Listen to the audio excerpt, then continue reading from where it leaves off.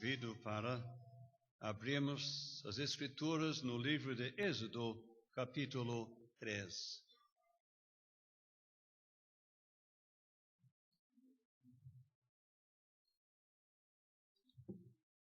Êxodo, capítulo 3, e versículo 1.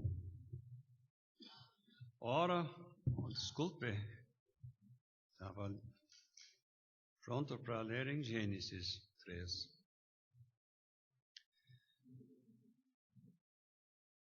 E apacentava Moisés o rebanho de Jetro, seu sogro, sacerdote em Midian, e levou o rebanho atrás do deserto, e veio ao monte de Deus, a Horebe, e apareceu-lhe o anjo do Senhor em uma chama de fogo do meio de uma sarça, e olhou, e eis que a sarça ardia no fogo, e a sarça não se consumia. E Moisés disse: agora me virarei para lá, e verei esta grande visão, porque a sarça se não queima. E vendo o Senhor que se virava para lá, e para lá a ver, bradou Deus a ele do meio da sarça, e disse: Moisés, Moisés. E ele disse: eis-me aqui. E disse: não te chegues para cá, tira os teus sapatos de teus pés, porque o lugar em que tu estás é terra santa. Disse mais: eu sou o Deus de teu pai, o Deus de Abraão, o Deus de Isaque e o Deus de Jacó. E Moisés encobriu o seu rosto, porque temeu olhar para Deus. Agora vou ler em Atos capítulo 7. O livro dos Atos, capítulo 7.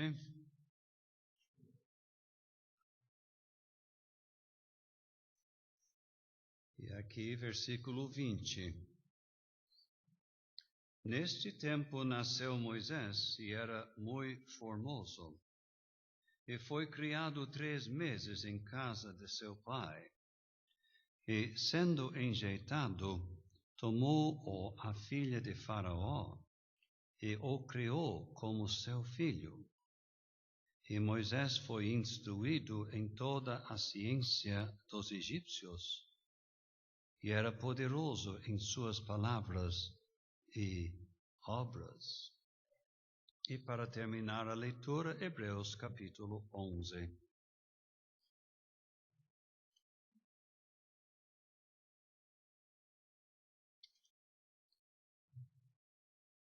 Hebreus capítulo 11, versículo 24. Pela fé, Moisés, sendo já grande, recusou ser chamado filho da filha de Faraó, escolhendo antes ser maltratado com o povo de Deus, do que por um pouco de tempo ter o gozo do pecado, tendo por maiores riquezas o vitupério de Cristo, do que os tesouros do Egito, porque tinha em vista a recompensa. Pela fé deixou o Egito, não temendo a ira do rei, porque ficou firme, como vendo o invisível. Eu acredito que a vasta maioria dos nossos ouvintes estão a par da história de Moisés. Livros sobre Moisés, em letras graúdas, são muito bem aceitos entre as nossas crianças.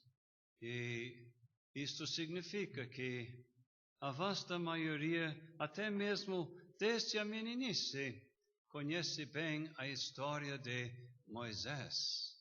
Com certeza isto inclui aquele decreto que o rei Faraó fez no Egito, com aquele medo que ele tivesse que este povo de Deus crescesse e acabasse tomando conta, ou pelo menos aliando-se a um eventual inimigo na eventualidade de uma guerra.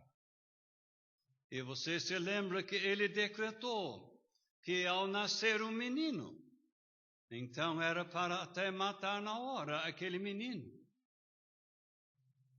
Ou, falhando isto, tinha um subdecreto que meninos, já pensou?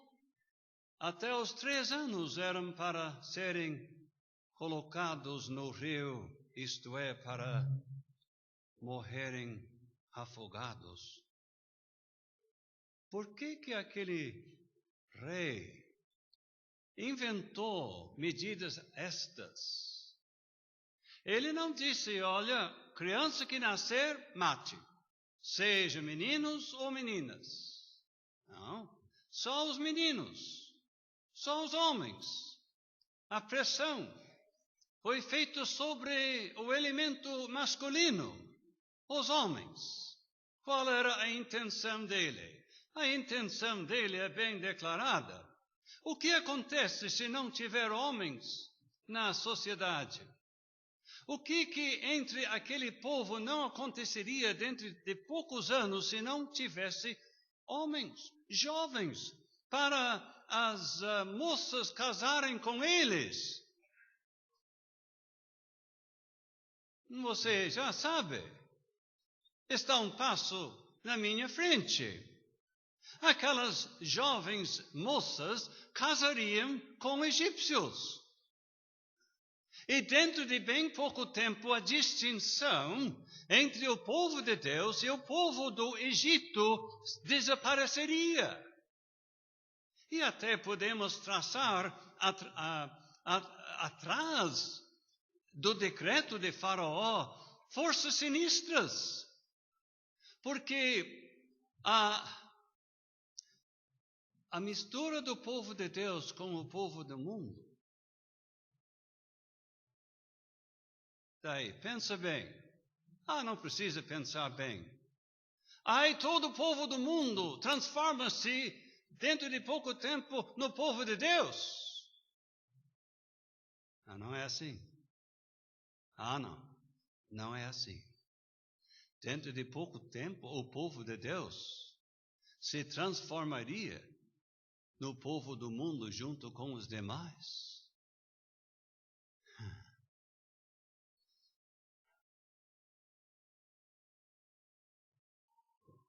Irmãos, não faz realmente parte da minha intenção nesses poucos minutos de falar sobre os perigos do jugo desigual. Mas a gente pode perceber que o jugo desigual tende à mundanização da parte salva.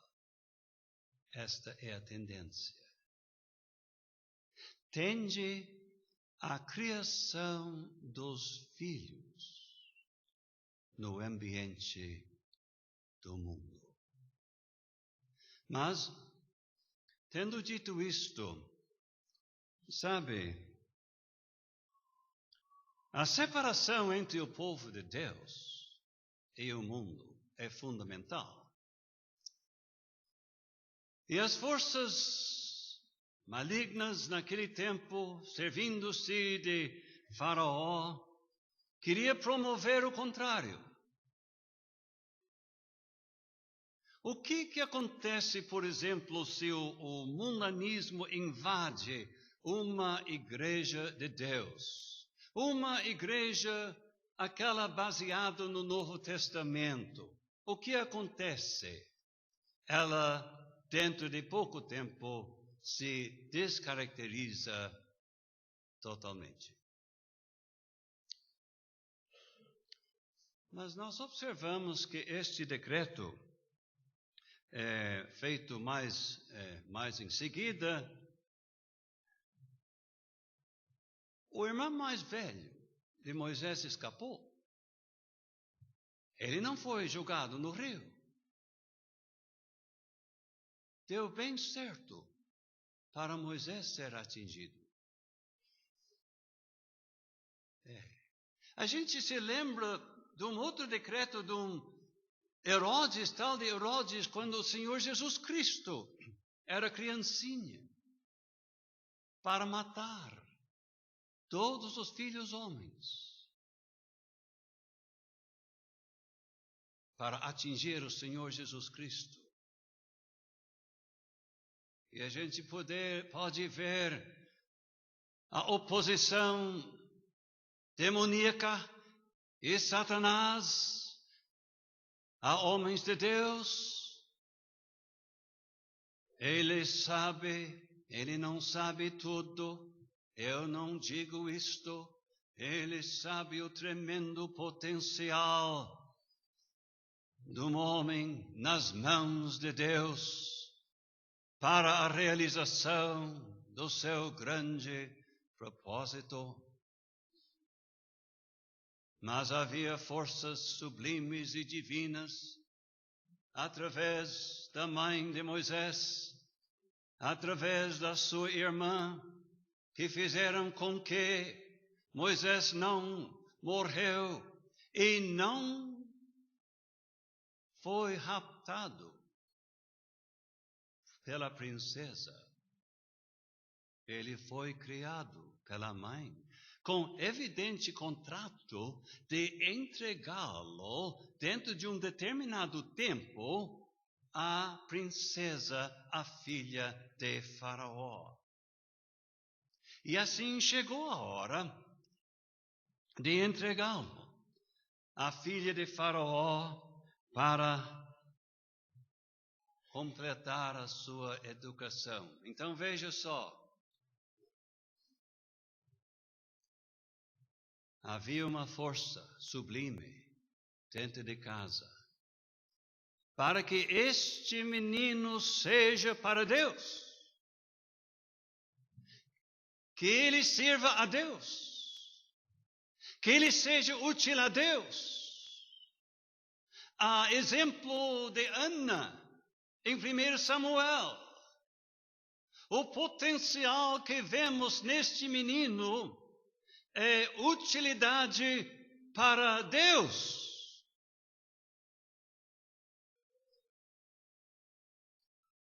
Eu tenho por dever e compromisso soleníssimo dirigir-me a esta congregação e tirar estes minutos diante deste microfone. E eu conheço muitos, mas eu não sei com quem eu estou falando num certo sentido, pois pode haver aqui pessoa de destino. Se eu vou dizer homens, eu não quero que as donzelas, as senhoras, as irmãs pensem que estejam excluídos. E pode haver alguém que vê em você, meu caro irmão, ali tem um jovem para o futuro. Ele tem o que é preciso, ele tem talento, ele tem compreensão, ele tem testemunho, ele sabe o que é a verdadeira salvação. Seu caso é bem definido, parece um homem para o futuro. Mas houve conflito. A filha de Faraó, ela viu neste moço, um homem para o Egito. Aqui temos um homem para promover os grandes interesses e os estupendos planos que nós temos para um Egito maior e melhor. E ela pegou este seu filho adotivo e partiu para a mundanização dele. Ela teve um êxito, quando muito parcial. Mas não, ele estava instruído na ciência, ele era um homem poderoso, eloquente, parece que ele dominava a língua do Egito, quem sabe melhor do que a língua mãe dele, em que ele alegava não ter muita liberdade mais tarde. Veja as orações em público, os discursos daquele homem, seu vocabulário. Este é um homem com um futuro no mundo do Egito, o homem pelo qual esperamos, o líder está aí. Então, está vendo? Este pode ser o caso deste irmão aqui, presente hoje. O povo de Deus, quem sabe a mãe, o pai, vê que potencial para ele no serviço de Deus. Há outras influências.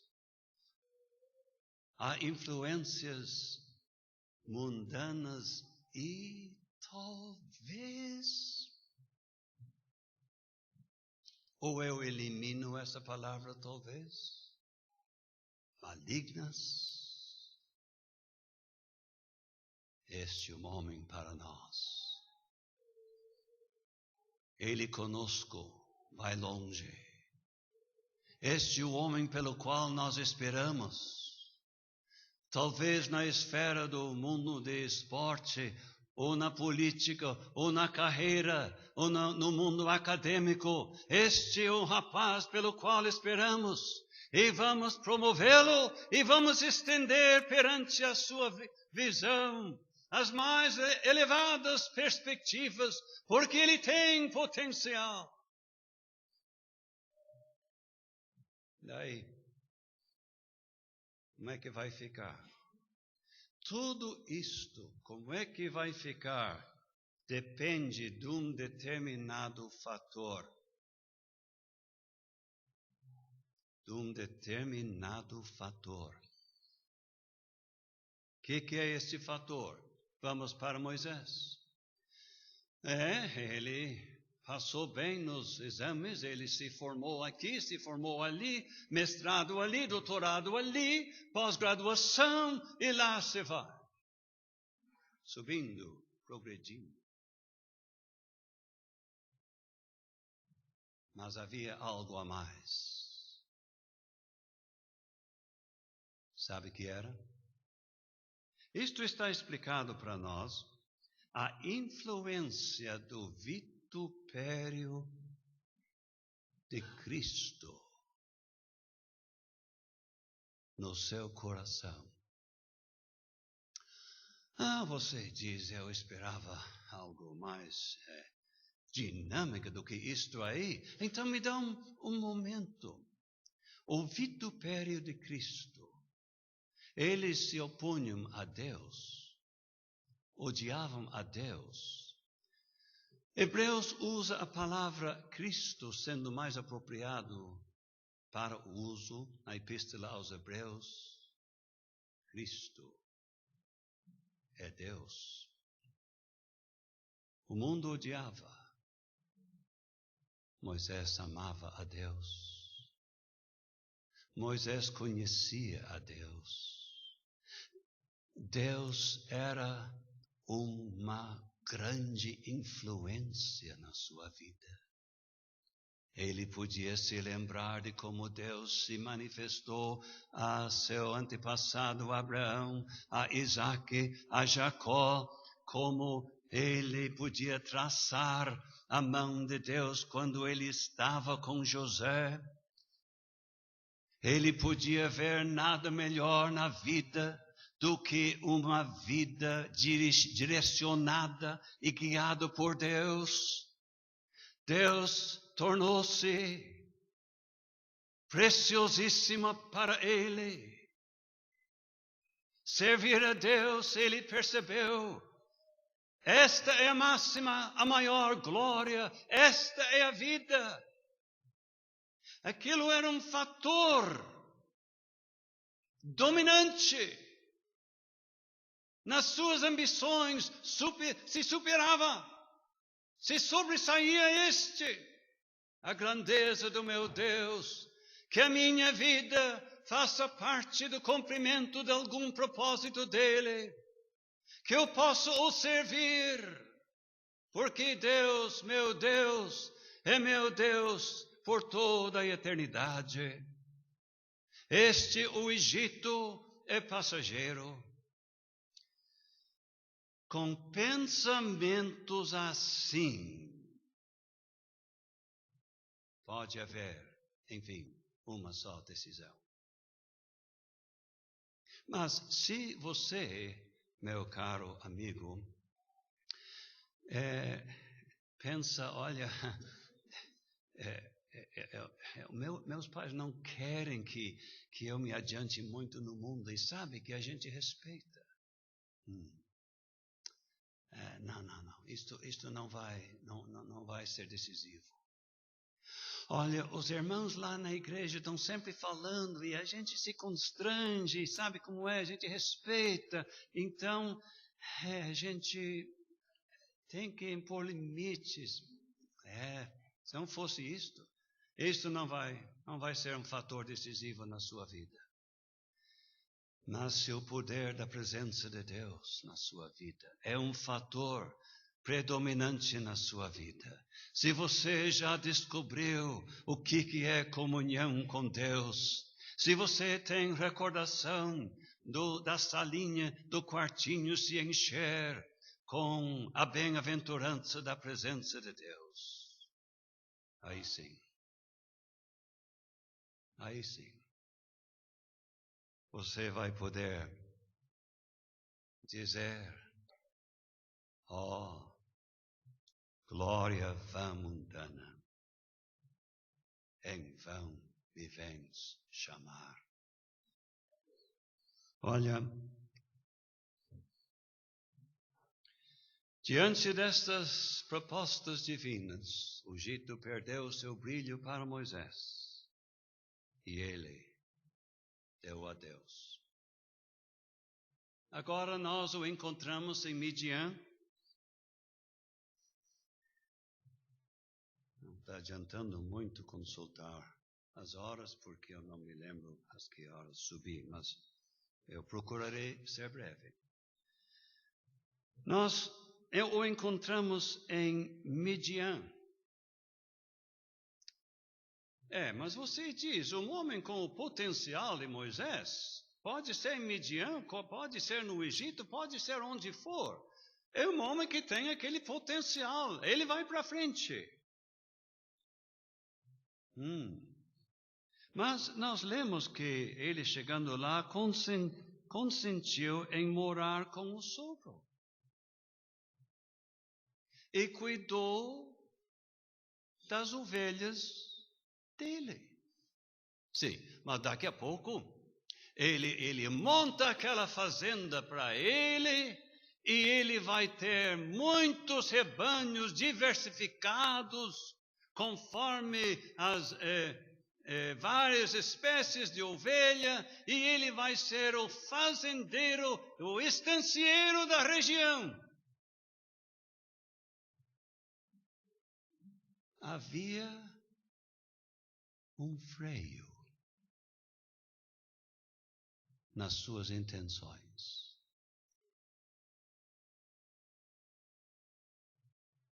Ele não ampliou as instalações. Ele não foi comprando. Ele continuou cuidando do rebanho do sogro. É um pouco sensível agora.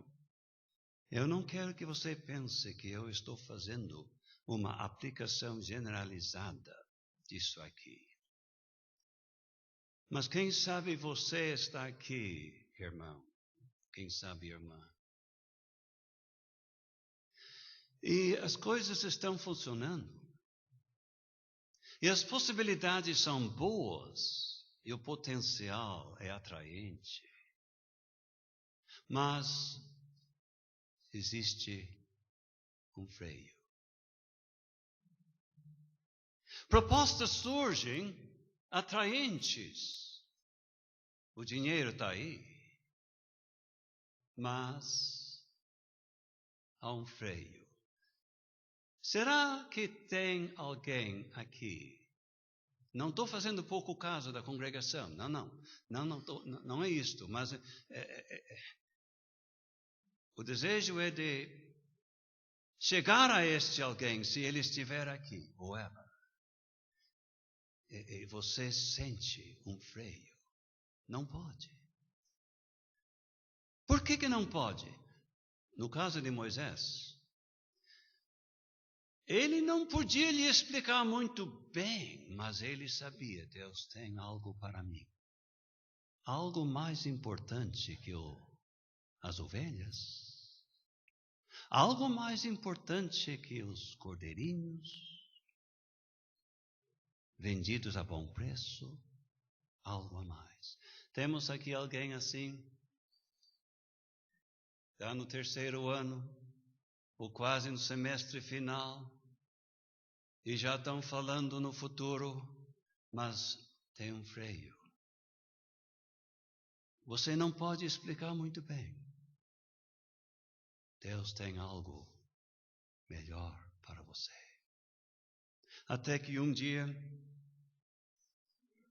após muitos anos, Deus falou com ele.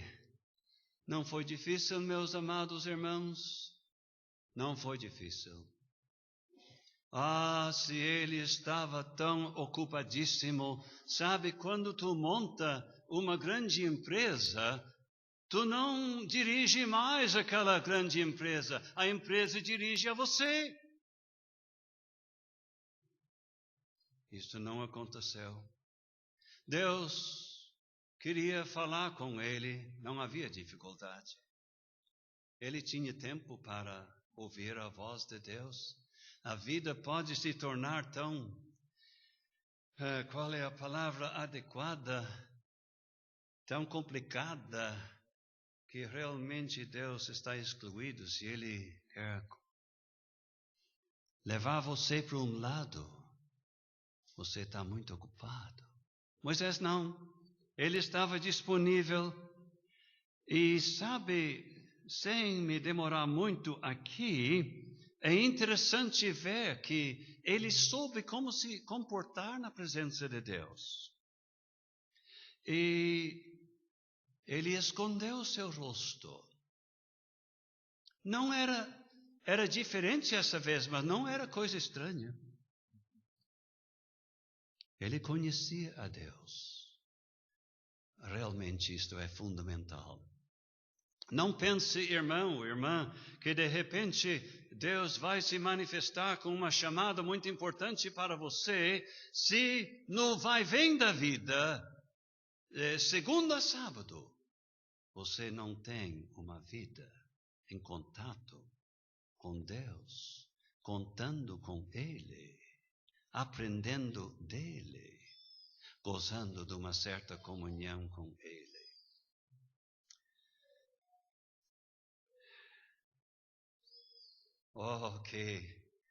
Que dia diante do Monte Horebe. Deus tem um estupendo propósito. Deus manifesta seus pensamentos e intenções, seu propósito para Moisés a respeito do povo de Deus, de tirá-los do Egito, de levá-los para a liberdade e por fim para a terra prometida. E tem mais, e Deus disse: Moisés, tu vai operar comigo. Tu faz parte da realização deste meu estupendo propósito. E não esqueça, amados irmãos, não é somente a liberação de centenas de escravos, realmente, sem dizer mais nada, é Deus se movimentando em direção à vinda do Senhor Jesus, em direção à cruz, em direção à realização do seu grande plano de salvação. É uma hora fundamental no grande movimento divino em direção à salvação, a Cristo e seu futuro propósito. Sim. Meus amados irmãos, não tinha nada no Egito que se comparasse. Não. E o máximo no Egito, no máximo, seria até não ser velho demais para trabalhar. Não. Olha, irmãos, é interessante pensar em Moisés na montanha. Moisés na montanha. Aqui, Horebe ou Sinai. 2 nomes, uma montanha só. E não demorou tanto. Nós o encontramos novamente no Monte Sinai, mesmo monte. Mas agora é diferente. Ele levou outros para aquele monte. Está vendo? Ele sozinho teve horas inesquecíveis e preciosas com Deus no Monte Horebe. Agora ele leva o povo de Deus para eles também desfrutar de horas inesquecíveis junto ao Monte Sinai. É um princípio, não é? É um princípio. Se tem uma classe aqui de que tenho pena e que admiro muito, é aqueles que procuram fazer o trabalho de ancião nas igrejas. E se há de haver xingamento, eu acredito, espero que jamais será da minha boca, porque provavelmente eu teria de xingar-me a mim mesmo primeiro. Mas olha, amados irmãos, o trabalho de ancião, como disse um irmão que está aqui à minha esquerda, não é escolher que cor de tinta vai ser usada para pintar o salão. Não. Muito interessante você, amado irmão, e não somente anciãos, porque tem muitos outros aqui que ajudam. É interessante você ter seu Monte Horebe. Entenderam? Seu Monte Horebe. Que Monte Horebe posso ter eu? Horas de comunhão com Deus, alimentando-se da sua palavra, colhendo, entendendo. E depois, a exemplo de Moisés, você leva o povo de Deus para o Monte Horebe, que você criou em volta de si. Reparte alimento espiritual, alimenta, orienta, oferece aquele tipo de ministério que promove a edificação dos santos. Moisés e o Monte Horebe, sozinho, depois acompanhado do povo de Deus. Moisés, no Monte Nebo, cume era pisca. Você diz, mas ele morreu ali. Pois é. Mas a morte de um servo de Deus não é aquela tragédia, não. Não, é diferente. Você iria no enterro dele, né? Eu iria também, mas ninguém foi do pessoal. Sabe quem foi o coveiro? Sabe quem foi o agente funerário? Deus mesmo enterrou-o.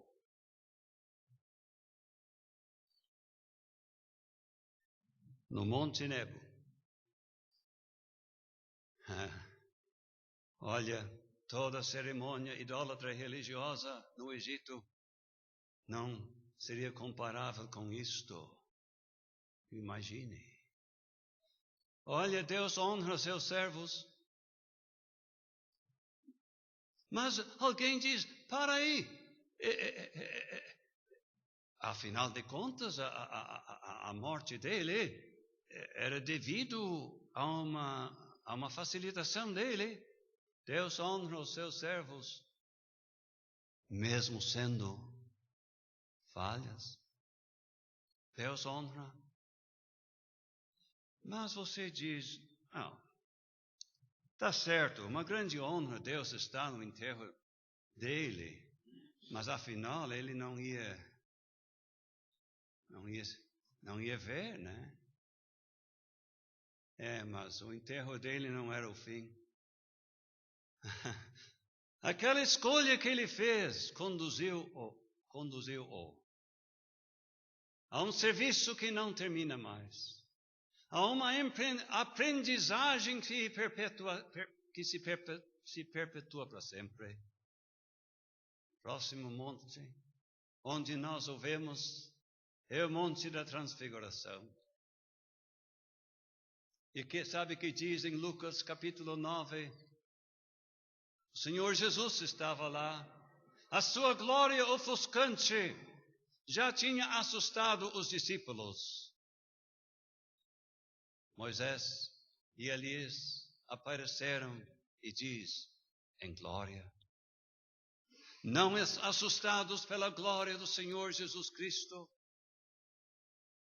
Então, quantos anos passaram? 1500 anos no caso de Moisés, no mínimo.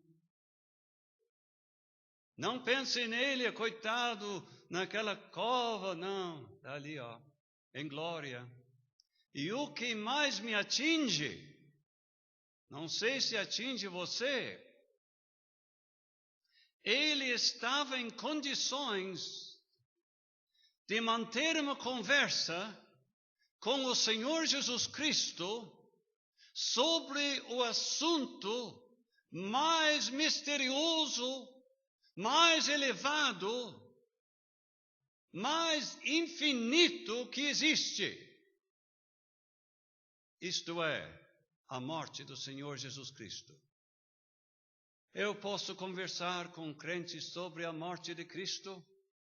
Meu prazer é apresentar a morte de Cristo para os não salvos. Mas se eu me encontrasse na presença do Senhor Jesus, eu ficaria quieto. Neste nível eu não sei quase nada. Moisés tinha condições de conversar com ele sobre a morte do Senhor Jesus em nível do próprio Salvador. Meus irmãos, eu não sei se há um conflito. Você dá razão a quem? Dá razão, só pode a Moisés. Glória vã, mundana, em vão me vem chamar. A glória sobre-humana que em ti não posso achar. Pois já que a glória vejo de Cristo, meu Senhor, é todo o meu desejo viver no seu amor.